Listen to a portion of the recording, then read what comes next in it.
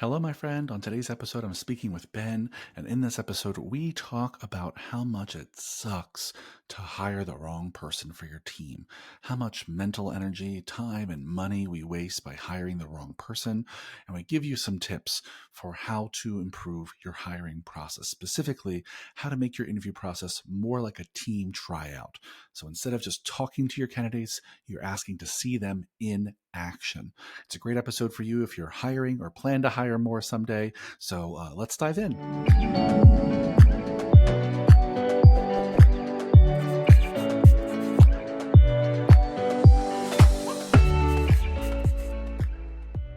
Hello, fitness business nerds. What's up? Welcome to another episode of the Business for Unicorns podcast. I'm back again today with Ben. What's up, my friend? How are you today?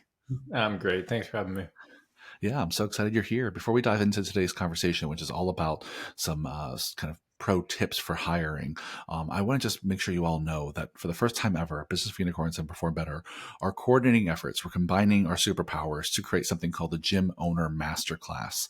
Basically, Pete and Mark will be giving kind of gym owners an inside peek at the 30 plus years of combined experience running Cressy and Mark Fisher Fitness. And not only that, Ben is going to be joining Mark and Pete, and together they're going to be sharing what's working and not working for gym owners all over the world right now in this course to create more impact, more income, and more freedom. That's what you all want. And this is going to be a really limited class. Early bird ends March 22nd. So if you get your tickets before March 22nd, you're more likely to get one because it's going to sell out fast. And you get a really great early bird price of $149, which is amazing. That price goes up after March 22nd. So to learn more about the dates and where it is and all that information, click down the links below and share with friends, because if you want to be there, you'll need to get a ticket quickly. You're looking forward to it, Ben? I think it's going to be lots of fun. Oh my God. For $149, I Yeah. would have killed to have this 8 years ago when my gym Yep. was I've seen the behind the scenes agenda. It's going to be, I thought like we should be charging double. I'm not just saying that for marketing stuff. I'm like, this looks awesome. I'm Yeah. excited to be there. Yeah. Yeah. I thought the same thing. And I think a big part of it is we really want to do our friends that Perform Better, not a favor, but we want to do them a solid by giving like really amazing content and not having people, have to bulk at the price. So I think 149 is a steal. I imagine if we do this in the future, it will be more than that. And again, the price will go up on March 22nd, listeners. So go join Mark and Pete and Ben at the first ever, and maybe we'll do this a ton, maybe not, Gym Owner Masterclass. So go to that. Let's pivot to today, my friend. Today, I want to talk a little bit about hiring. And I'll start with this, is that some of you on this call who own gyms don't have to hire very much. And so because of that, you kind of suck at it. You kind of stink at hiring because we don't have businesses that are that big, right? So you only have to hire someone maybe once a year, twice a year. And we all know if you do something that infrequently, you don't get the reps in. You just don't, you don't have very good systems because they haven't been tested very much. You don't have the experience because you haven't done that many interviews. And so today we wanted to give you just like one or two tips that we think are critical for making sure that you maximize your ability to hire the right people for the right job. We're not going to go through our whole hiring process. In fact, we've had many podcast episodes about hiring in the past. You can go, Google all of the ones from the past. But today we really want to focus on something we call stress tests, which is the part of actually, you explain it, Ben. What are stress tests? Stress tests are the part of the interview where they're doing something that closely mimics or imitates what they'd be doing in their job. So an obvious example would be if you're hiring a trainer or a fitness coach, having them like coach a session, like see how does it work? Because we're believers in, you want to hire on attitude, not skill, as Mike Boyle says, a certified nice person. But you also want to see like some of the soft stuff, like how are their communication skills? How do they do under pressure? It's not just like, can this person coach the absolute shit out of a squat? It's like, do they feel Yep. comfortable in coaching in front of a group? Did they show up prepared? Are they nice? And it's really easy for people to fake it in an interview. Like a couple hours together, you can put on a mask. Yes. When you're in Let's your just talk about element. that for a second. Yeah, Let's just talk about that for a second. I can make anyone like me for an hour, right? It's because you're so likable. It's not because sometimes I'm really not that likable.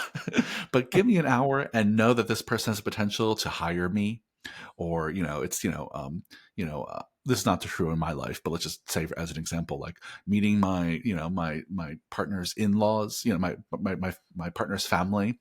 Like I will be so nice and so mannerful, and so like I can turn it. We all can, right? We can turn it on and turn it off. And in job interviews, it's very easy. Just give them what you think that they want as someone who's being interviewed. And as an interviewer, your job is to break through the bullshit. Your job is to break through, like, okay, no, really, how is this person when things are tough? I know how they're like when they're at their best, because they're here showing me that right now. Right? They got dressed Yeah. up, they're smiling, they were on time, like But really, what are they going to be like after we've been working together for a few weeks or a few months or a few years?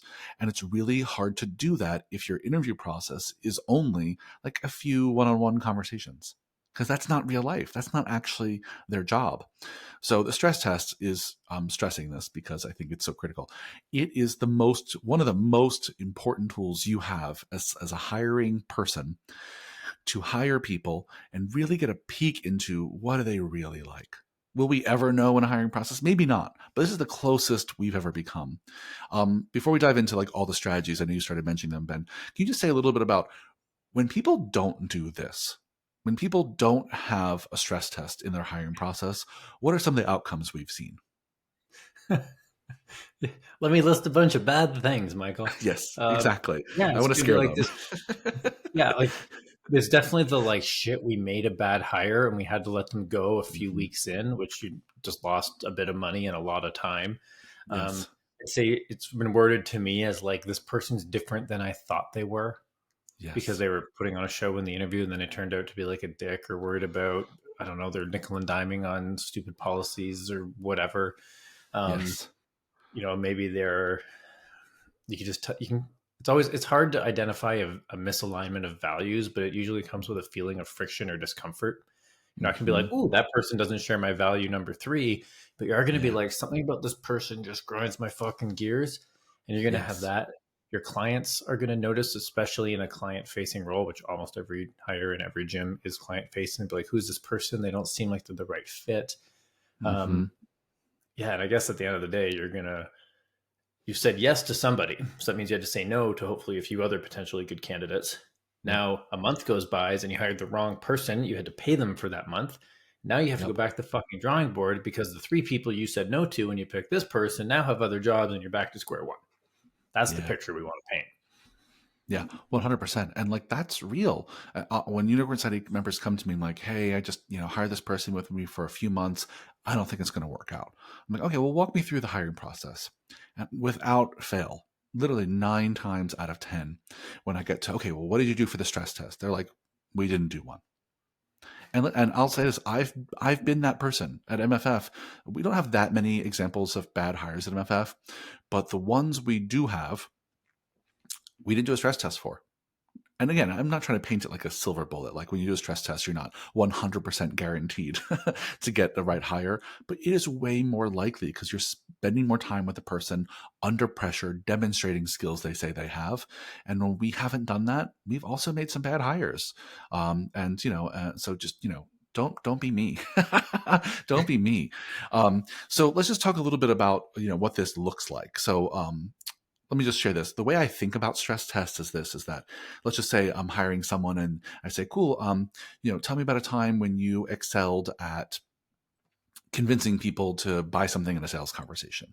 And they'll go through and give me examples of times when they sold. The thing you want to do next is like, okay, show me. Let's do it right now. Right? I'm going to pretend, sell in the classic example in HR is like, sell me this pen, right? Give you 5 minutes to prepare and you just sell me this pen, right? Or someone says, like, you say, oh, give me examples of times when you did group fitness classes, when you taught group fitness classes. Well, yeah, I did it at this place and this place and everyone loved me. I was the most popular trainer. Like, okay, are you comfortable coming back and showing us? Like, show us. I'll give you 15 minutes to take our people through a quick workout, maybe our team, maybe a few trusted clients, right? It doesn't matter what the job is, but the point of a stress test is, oh, you say you're good at that. Okay, show me.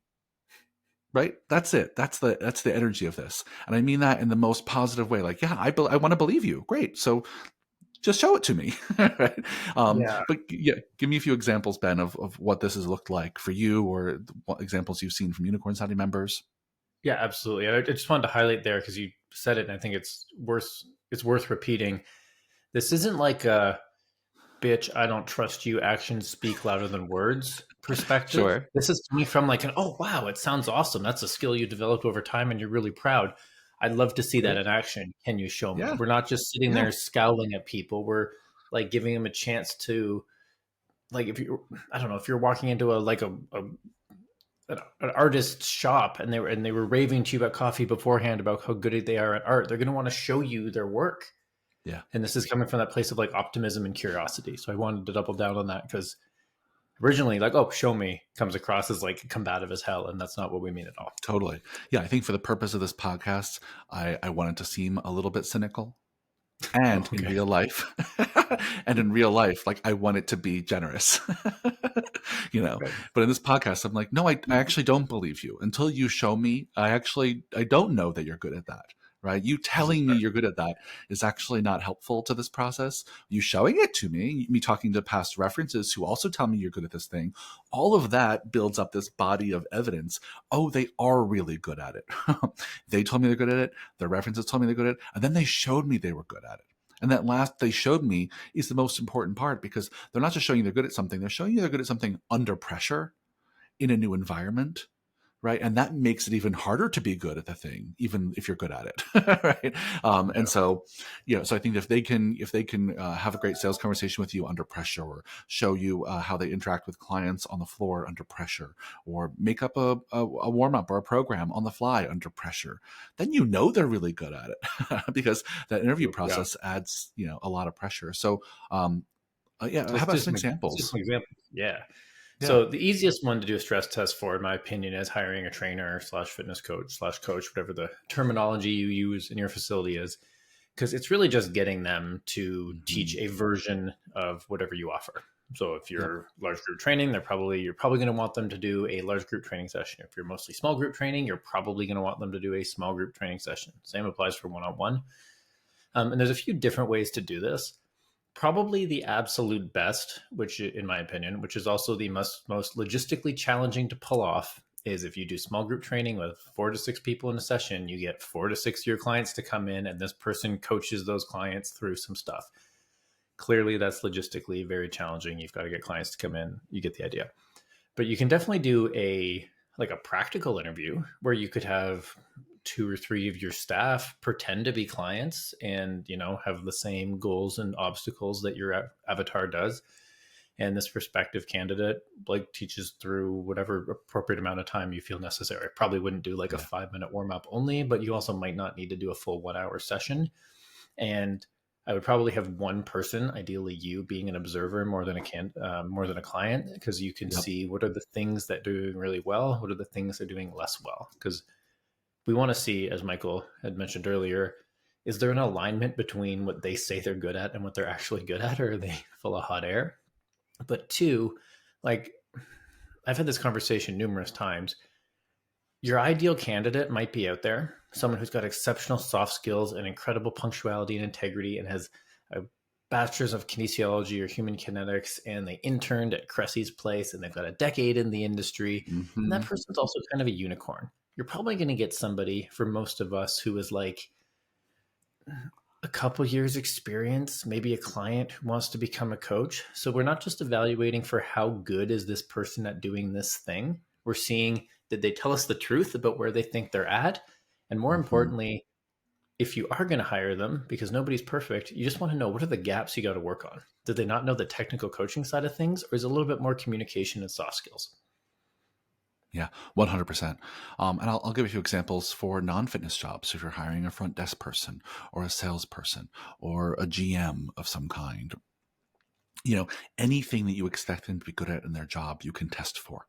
So even at even the lowest level, part-time, I don't mean lowest level, the most entry level position, part-time front desk person. I meant lowest level of your org chart.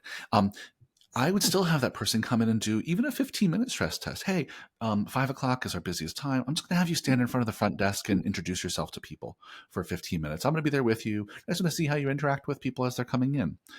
good example of a very simple, basic stress test. Doesn't take much time, but you get to see them in real time introduce themselves to strangers. You know, do they start conversation? Are they friendly? Are they warm? Do they shake hands? Do they hug? What do they do? You know, same thing with a salesperson. Obviously, that's a pretty easy one because you want them to sell you something. But someone like a GM. So, someone like a GM, I want to have some project management skills. I want them to have some conflict resolution skills. I want them to have Yeah. some planning skills. So I might say to them, hey, you know, for your next interview, I want you to come with just like a 5-10 minute presentation and walk me through a project that you had to manage. Walk me through the timeline and your deliverables and how it went. Right. And so you can give them some heads up and ask them to come with a little presentation or a little one sheet. And I've done that many times for past jobs, right? To come in and present something because part of the job was me being able to present and communicate my ideas to a team. And so don't be afraid to ask something of them. And listen, I'm not saying that we want to create these gauntlets of a hiring process. Like we don't need our hiring process to be an American Ninja Warrior, right? But I think asking someone to come in and demonstrate their most competent skills for 10, 15 minutes, it's not too much to ask, especially for a well paying, job, sought after job. Not too much to ask people to do. No, Um, not at all. the last thing I'll say on this, and then I'll be interested in your final thoughts here, Ben. The last thing I'll say is, I don't know if this will resonate with many of you. I think for people who have any sort of performance background, either athletic performance or theater performance or art performance, you really want to reframe interviews to be more like auditions, right? Interviews in many people's minds often people think of that as conversation. That the interview is, we're just going to talk. We're going to talk. I'm going to ask you questions. You're going to answer them. And that's not sufficient in our work because so much of what we're asking people to do is more of a performance. We're asking them to show up and kind of be on stage, whether that's the front desk or on the floor with clients or on sales calls. We're asking them to perform. And just like athletes, you don't hire anyone for the NFL without watching them do their sport. Right. I don't know if it's called an audition, right? But I think that there's like people who go out and scouts and Right. like tryouts. Okay, they call tryouts. Great. So let's use the tryout language, right? But think of your interviews more like a tryout where you want to actually watch them perform than just have a conversation about their past performance. Yeah. Other thoughts from you, sir? How do you, yeah. I was just processing. I love that idea because one of the things I've been trying to do, and again, I definitely fall into the category of like compared to people who hire a lot, I'm bad at it. There's places that are there's people's jobs whose their job is just to Yep. hire people and fire people. Like that is a department that most gyms probably will never have. Yep. And I've been trying to shake up my interviews when I've done them. Granted, I have the luxury of having someone else run them for me now. Of like, how do we make it not just sitting two or three of us in a closed room asking behavior-based interview questions? Don't get me wrong; those are way better than not behavior-based interview questions. But it's still easy for people to put on a show. And I've tried things like, the first meeting, if you have the capacity for it, or you don't have a lot of candidates, it's like take them up for a coffee. And I'll Mm-hmm. intentionally try to get like if I lead with some vulnerability, they'll drop their guard. Um, I've done some stuff where this is more interview process, but I tell them in advance, they get the expectations set that they are interviewing us. They are to come Mm-hmm. prepared with questions. They have 40 minutes. They can ask us anything they want. There's nothing is off limits. And I'm just seeing like how prepared did they show up. And that's like, it's Mm-hmm. shaking it up a little bit. So it's not just them asking the standard, like, where do you want to be in 5 years? If the trolley is going to go on two different tracks and here's the consequences of each, like that stuff doesn't work that well. So I love the Mm-hmm. audition tryout thing because you're right. We're not putting on a Broadway show with every single session, but it's still a show and people Yeah. need to have that. Yeah, I Yeah. think instead of just reflecting back what I heard you say, I think my final thoughts are if you've been thinking about a stress test and you're not really sure what to do, like Michael did a great job laying it out. Like, what are some of the skills that they're going to need to demonstrate in this job? What's one or two of those skills that you could do a mini thing about? If it's sales, Jordan Belfort this and get them to sell you a pen. Mm-hmm. If it's doing like team communication, like get them to maybe it's a head trainer role, get them to like do a little 20-minute in service for you and another trainer. Get them to hang out at the front desk and see if they are they friendly and excited to meet people. I've had admin staff do typing tests and they have to send me a screenshot of their Mm-hmm. results. I don't think that's quite perfect for a stress test, but like if you want an admin position, there's a Yeah. lot of computer work and you type 37 words a minute, you're slow. Yeah. I'm not getting hired on that one. No. I'm a So yeah, terrible it doesn't have to typer. be. It doesn't have to be this big 1.5 hour second Yeah. interview, Yep. massive performance. It could be like, what's one or two of the key skills? Skills. What's a way that they could show that? Because you're right. You don't want to make it a gauntlet where they're Indiana Jones running from the boulder through spikes and skeletons and all sorts of crazy stuff. People are going to balk Mm, at and be like, hey, this isn't a $300,000 a year position. But if they actually want the job, you can totally get them to do something for 10 to 20 minutes. 100%. Good Indiana Jones reference. That's good. Thank you. Yeah. All right. I think let's leave it there because we can keep talking about this. And listen, friends, there's also a lot of other aspects to auditioning we did not cover. Auditioning. I just called it auditioning. I took my own bait. There's a lot of other aspects to interviewing / auditioning / tryouts that we didn't cover today. So do go back and listen to past podcasts for some of the more structure of how to structure this process. But no matter what your process is, it should have a stress test. And I think we gave plenty of good examples on here today. So I hope that's useful and you'll start that right away on your next hire. All right. Well, thanks for a great conversation, Ben. It was a really good one as always. And listeners, if it is before March 22nd, go get that early bird rate for our master class with Perform Better. And we hope to see you there. Links Yeah. down in the show notes. Looking forward to it. Hope to see some of y'all in Rhode Island.